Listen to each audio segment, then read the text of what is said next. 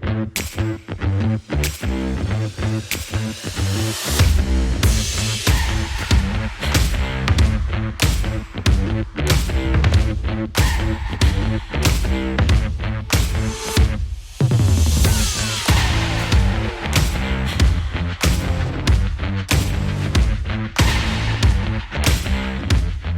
name is Dr. Marga Nguyen. I'm a family practice physician. My name is Dr. Christiana Adekoya. I'm a dual board certified family nurse practitioner and psychiatric mental health nurse practitioner. My name is Dr. Jamila Kendall. I am a physical medicine and rehabilitation doctor, also known as a physiatrist. My name is Star. I am a native Atlantan. I'm a family nurse practitioner specializing in primary care.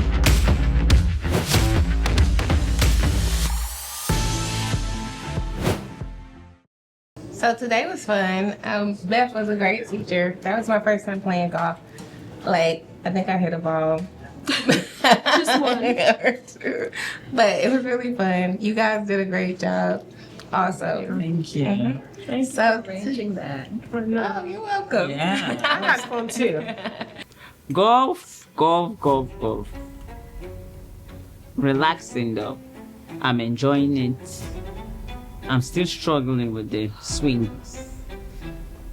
But Golf this could be a new hobby. I definitely like it. I definitely like it. And it's not as hard as you think it is, and it's just something to do.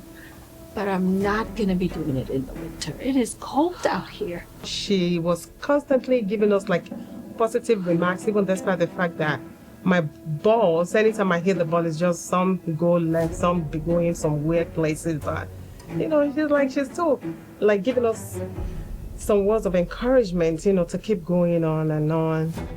I wasn't really hitting the balls, but my swing is good. And I attribute that to me brushing my teeth with my left hand every day. So I'm enjoying golf. So today we're gonna do something a little different. We're gonna do a survey, a Steve Harvey survey question. So we're gonna start clockwise. So you'll pick up the first question. I just wanted to get the ladies outside of their comfort zone and ask them questions that are kind of spark, why we're in medicine and things that we would do if we weren't in medicine. I don't think I feel comfortable picking questions because I don't know what questions I'm gonna pick. This is like playing, because you get nervous, or I get nervous when you ask me to do something that I don't know what I'm about to do. All right, I'm gonna pick. If you could heal the world in one way outside of medicine, what would you do? Outside of medicine. That's a tough one though, but it's doable. I think for me it would be love and compassion, because if you give love, you've already made that person welcome. That person, they let their guard down. So with that, without stress in your life, I think healing comes in. So for me, love and compassion will heal the world. All right. Well, with the Scrabble, I'm kind of very anxious because I really don't know what to expect. I hope it's not something that would be too personal. Well, I'm all for it. Let's see. I guess let me take this number.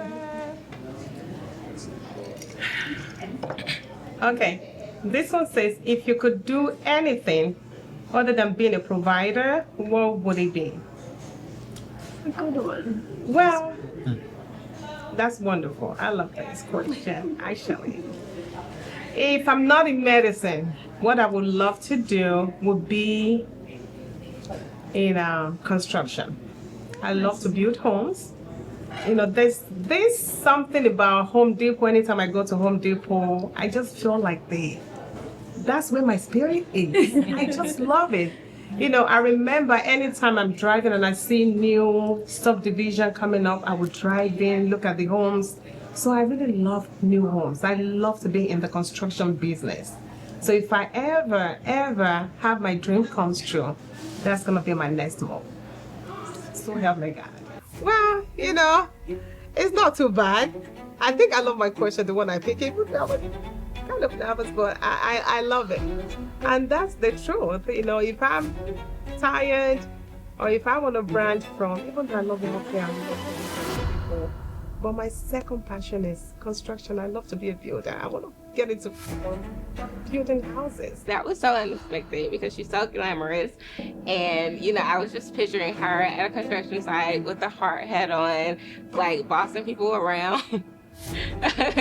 And I'm sure the homes that she builds are going to be the most luxurious homes ever. So I'm excited for her to just, you know, go for it. But she don't have to wait. You don't have to wait until you don't want to be a nurse practitioner anymore. She can start now. I see myself doing that cute contractors with my super hat all made up, you know, looking all sexy. And that's how I'm going to be able to sell homes too. You get that right? All right, that's great. I'm gonna switch it up. It's okay. I'm made for this. I'm made for being put on the spot.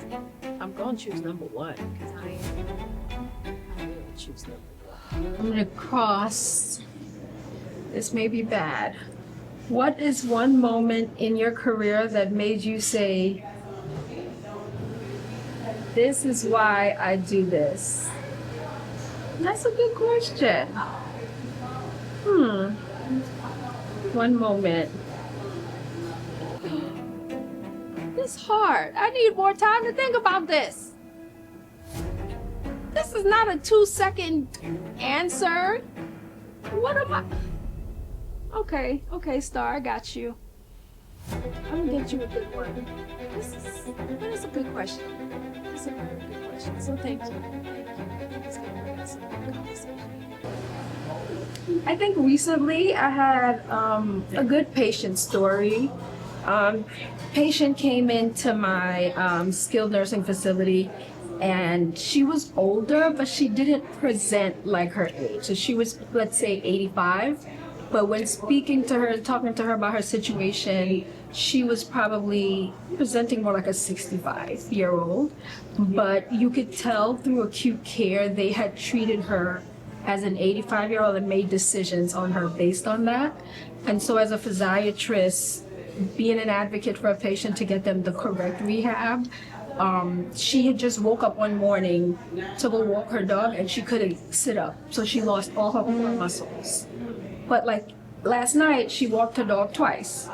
So they were like, oh, this must be some vertebral fracture in her age, and so let's just send her to a SNP. And I was like, no.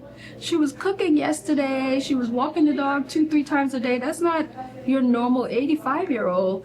And so I fought for that, to do a full physiatry rehab kind of exam on her. And I think a lot of people don't realize that physiatrists do inpatient. And so I was able to do a full neuro exam on her, do a full Asia exam, which most people don't know what an Asia exam is, and figure out where along her spinal cord her nerves were compressed and being compromised. And long story short, I was able to give her a bigger diagnosis than the one they had presented. They had presented it as vertigo.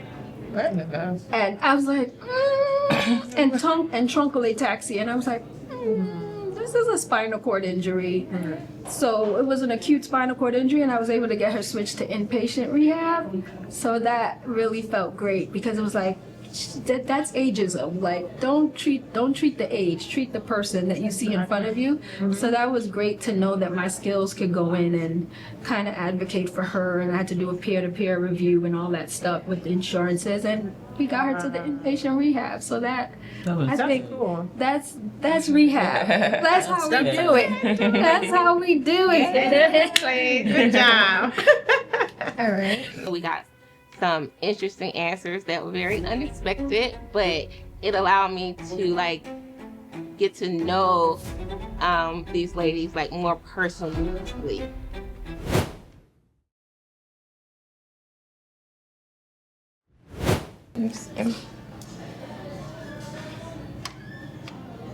What is something your culture taught you that helps you in medicine today? Well, so I'm a Black American from the South. So, we treat the whole body. As when I was younger, my parents my mom is from Alabama, my dad is from Charleston, South Carolina. So it's kind of a stark difference because my mom was from like the country and my dad was from the city, basically. But my grandma, which I don't know why, well, she wasn't my grandma, my great grandma. I would go spend my summers with her. And she was like an 85-year-old lady. I was like 8. And I would get on her nerves so bad. But, her, and I don't know why I wanted to be there, but her house, she had like a farm. She had an outhouse. Like, she didn't have a bathroom. But I always wanted to be there. But she would treat the entire body with the things that she had in her home. So, if I needed eggs, I had to go out to the chicken coop and get eggs. If I got sick, she was mixing something up in the kitchen for me to drink. And then, it carried over to my mom. I would tell people all the time, my mom would make me drink this garlic and apple cider vinegar, like a spoonful every morning from when I was little. Wow. And it would just sit in this jar and she'll be like, come get this. And so, I attribute that to my health today. I'm very rarely sick. And so just using what you have in your homes to make it, to make you feel better. But also treating, I tell my patients all the time, sometimes it's nothing physically wrong with you. Right. Sometimes it's psychosomatic. Right. So if you go, and I always say, go get checked out, get your x-rays and everything that you need to do. And once you figure out that it is like normal, everything's normal, then you need to think about your mental health. Because a lot of times we, stress shows up in our hips and legs and shoulders and backs and things like that. So I'm always taught, you treat the entire body. And, I learned that from just being little and just, focusing a lot on my mental health and, growth. So, and in America, being a Black American, we got a lot of stress that we carry. And so we have to take that in question too, because a lot of times, we just push stuff away, especially at my age, where I'm at the age where my kids are grown, but my parents are getting older. So like I'm trying to take care of 2 sets of people. Language generation. Yeah. And so it's like, sometimes I don't, and I tell other people, it's maybe stress. So think about your body, think about your mind, and then, a lot of medications cause other things. So let's try to figure out a way to incorporate our diets and things like that to make ourselves feel better. So, That's wonderful. Isn't that interesting how you said your grandma uses all those different kind of herbs, and you were talking about trying to become a herbalist. I guess. So is that where you got your inspiration from? Well, not kind of, sort of. I'm not a medication person, even though I work in medicine. When people would be like, I need this and I need to take this and now I gotta take this and now I gotta take this. So I've always been like, medicine is a science, but cures are found in nature. And God has given us everything that we need. Right. So we just have to use it, Which is true, but would you advocate for your patient to take medicine if needed? Absolutely. But, some things you don't need medicine for. Okay. When people come in asking for Ozempic, I always ask them, well, what have you done before? And, I'm like, what's your macros?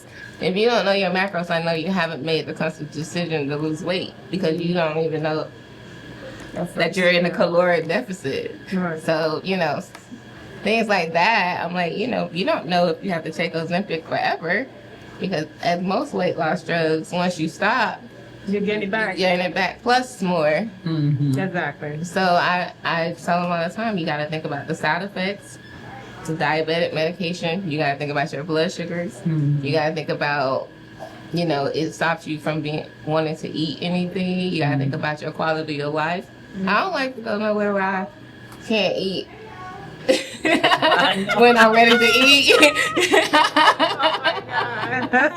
But you know, you have to think about certain things like that too. You have to think about the whole picture, not just I'm losing weight. Yeah. Okay. And then you also have to think, am I going to be able to keep this weight off if I stop this medication? Because still, if you don't know your macros, you don't work out, then the weight's going to come back. Right. That's And then you're going to be looking for the next big thing that comes out that's going to help you fight. So pretty much lifestyle modification. Lifestyle modifications to me always comes first. Right. Yeah. And then when you know, and then also your diet. You have to think Yeah. about What you eat. what are And you that's eating. where most gain comes from. But From your diet. But anything, any kind of condition, it's like, what are you eating? You know, What do you put in what do your you body? eat every day? That's If true. you eat out every day, yes, your cholesterol is going to be high. 3 square meals a day. Yeah. You know, if you eat, you know, carbohydrates all day, then of course your A1C is going to be high. Right. Like, so you have to diet. That's right. Yeah, so So we need to eat to live, you not live to eat. Absolutely. Right. You got it.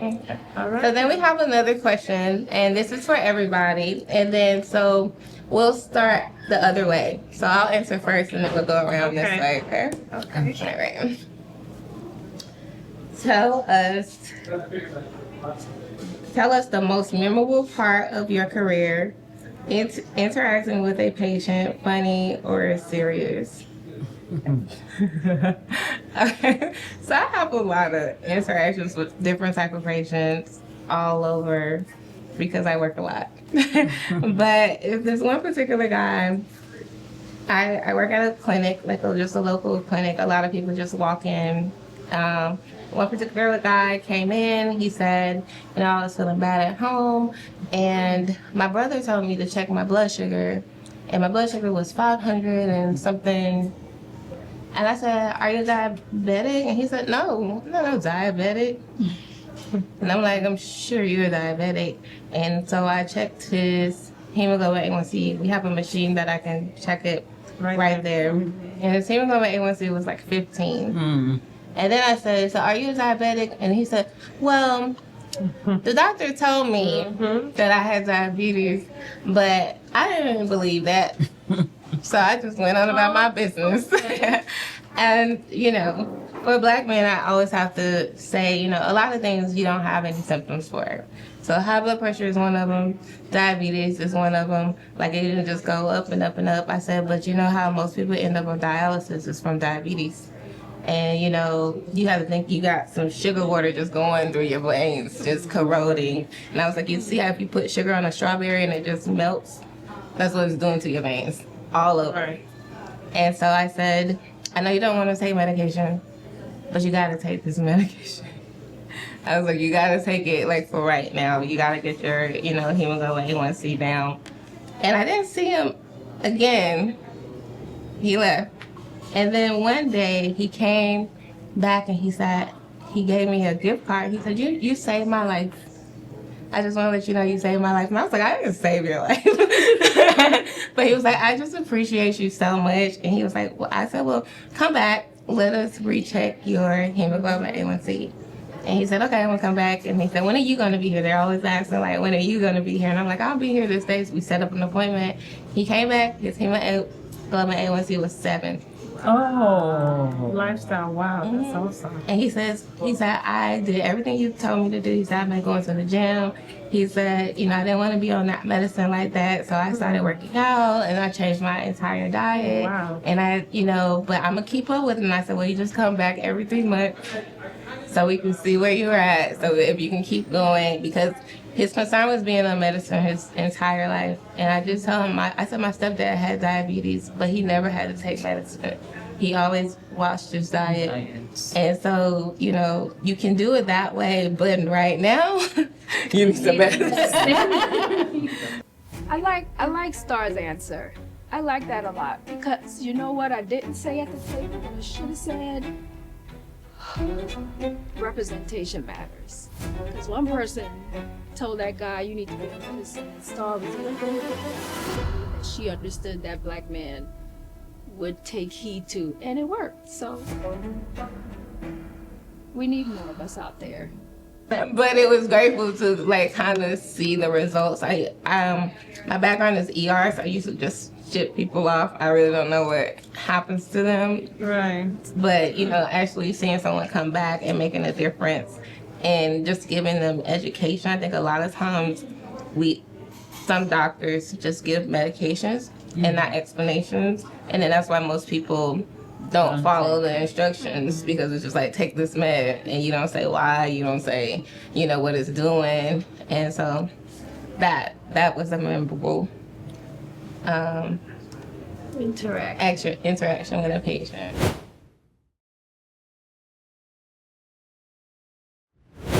Yes, we're back in here. I'm going funny. Switch it up a little bit. Funny experience, before going into rehab, I was a labor and delivery nurse for a long time. And everybody thinks about the labor and delivery experiences, which is so scary, and someone screaming and holding your hand. And I remember in Germany delivering a woman, and it was like her 4th baby or 5th baby. And when I say we had like a nice vibe going in the room, and she laughed the baby out. Literally laughed the baby out. Wow. And we just kept on telling jokes. And the main doctor was like, hey, it's working. Keep telling jokes. And we were laughing and laughing, and the baby just kept on pushing down. Wow. Yeah, and that also happened to be, I think, one of my first times delivering the baby, and the doctor was just like, oh, I can't get my boot on. It's stuck. I guess you're gonna have to deliver for me because I can't get my boot. And I'm like, you can get it on faster, sir. This baby is coming. And I was able to deliver the baby. So it was really a really nice, lighthearted kind of experience. But it was great for her. She just laughed. And the baby came out, and I always remember that. Oh, like a very easy delivery. Yeah, very easy delivery. That's good. Yeah. So I have multiple experiences, but I'm gonna say this one. There's this particular one, and that one is probably just stuck with me for till now. So there was this patient that I took care of. Is a guy. I mean, it was a guy. So I remember, that was prior to COVID. I walked in, and it was like I introduced myself, and it was like, what? You gonna be my doctor? Damn, I've never seen a doctor this cute in my life. I tried to hold the laugh. I was like, okay. So this guy went further by calling his entire family that he has never met a cute doctor. She dresses so well. You have got to meet her. So come the following day, I knock on the door, and lo and behold, the whole room was filled up with people. And by the time I opened the door, they were like, oh my God, you gotta be the person that our brother has been talking about. I was like, what has this guy been feeding y'all? So they were like, oh my gosh, she dresses so well. She's so good looking. She's this, she's that. I mean, I was blushing, but I felt really, really good. So the whole story boiled down to, as a healthcare professional, not only are we healing our patient with the knowledge that we acquired in school, but your outside, can also impact their healing process too. How you present yourself and how you relate with your patient. I mean, this guy gave me so much positive remark. He was so, so happy to the point that they literally told me that they didn't want any other provider except for me. So that was how cute I felt. But at the end of the day, I felt really cute. But, post-COVID, then we started wearing scrubs. Even with my scrub, I still look cute all the time. I mean, Jojo can testify to that. So, that's pretty much the whole story. The other one that I had was another patient that I took care of came back with a whole huge bouquet and a gift card just like your. I didn't get to see him when he came back. He was delivered. and he wrote a note inside the card thanking me for taking good care of him. So that's pretty much it. Interesting. All right. My own experience. A funny one is one of my patients in the office. An older patient. So I walked in the room. I said, hello, it's good to see you. She's like, oh, doctor, where's that young man who saw me the last time I was here? I said, which young man? He said, oh, the other doctor. You know, he was kind of cute, nice looking. You know, I just had a good time with him. I remember the incident. So I was like, oh, I said that was one of my students from Morehouse School of Medicine. She's like, oh my God, so he's no longer coming back? I was like, no, he's gone to another rotation. She's like, oh God. So I'm like, okay, so I'm here to see you. So what about me? She said, well, doctor, not that I don't like you, you know I love you, but those young men. So I sat there, I looked at her. She's like, doctor, it's not that I'm saying anything, but I'm just saying that, I really appreciated the visit while he was here. So just to say that, you find your elderly patients, they love the young doctors to work with them because those students spend more time with them, they talk to them. So, just so what I try to do now, I make sure I sit and I talk to them a little bit longer. Can't do it like the students because we have to see multiple patients. But, that was really interesting because I was like, why is she so happy? And I was like, oh, what's going on? I thought she was happy for me, not knowing that she's happy for the students. So, but I was very, I was glad to know that my patients appreciate those students coming in from Morehouse School of Medicine. When there are no students, they come in, they're like, you don't have students today? And I'm like, no, they're on vacation. So, yeah. So, I think that was a funny one for me. Yeah.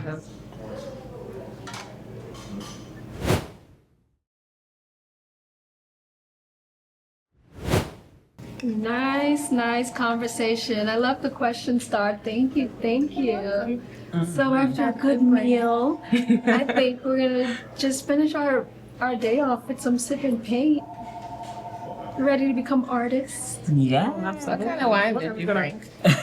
What kind of wine is that? The important question. Is it red and white? I'm not sure about the color, but I know we got some good wine. All right. You got a What do you Riesling? what do you You got a preference? Riesling? Oh, I was gonna bring Riesling, but I felt like it's too sweet. That's why.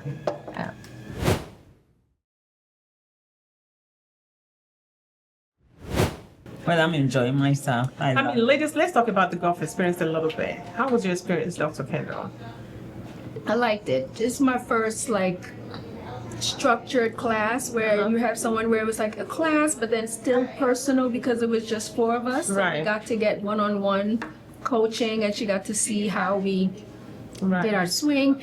That was the first time I ever knew golf is with your non-dominant hand. I was like, what? My swing kept eating up that grass. But I'm a first timer. It's okay. I think I can work on it. And you're giving us good tips to okay, you swing the grass, that means your right hand is taking over, so you got to put more left hand in there. So I'm gonna marinate on this for a little bit, Beth, and then I think I'm gonna do good. So I learned a lot. I think I'll be back for sure. Yeah. Get a couple more lessons, and because it's then you want to have something to do as a hobby later in life, so it's a good. Absolutely. I think I found myself a new hobby, which is going to be that I just need to practice more, be engaged more. And the whole lecture thing and the activity was very interesting. So we had fun, and I'm looking forward to the next one. I love golf. I think I'm beginning to love it. It's going to be added to my hobby.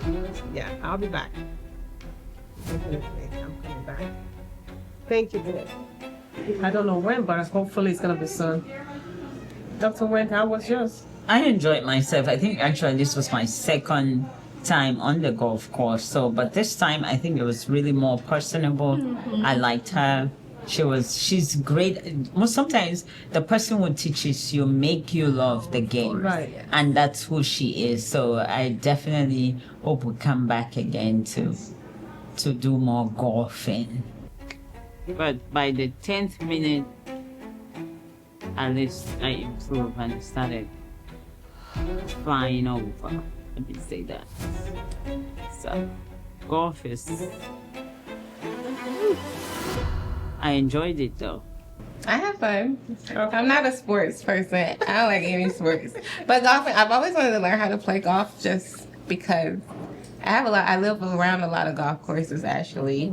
Yeah, so I've always wanted to learn how to play golf and tennis. I don't think my eyesight's good enough for tennis. But but I did enjoy myself. She was a great teacher. She didn't make you feel bad. Like catch Like even when I was missing the ball, she was like, "But your swing is good." Good, Right. exactly. I heard that. She was like, "You have the perfect swing," and I'm like, so that just made me a little more confident, like, about that. So I had a good time. I'll definitely come back. I'll definitely take a few lessons.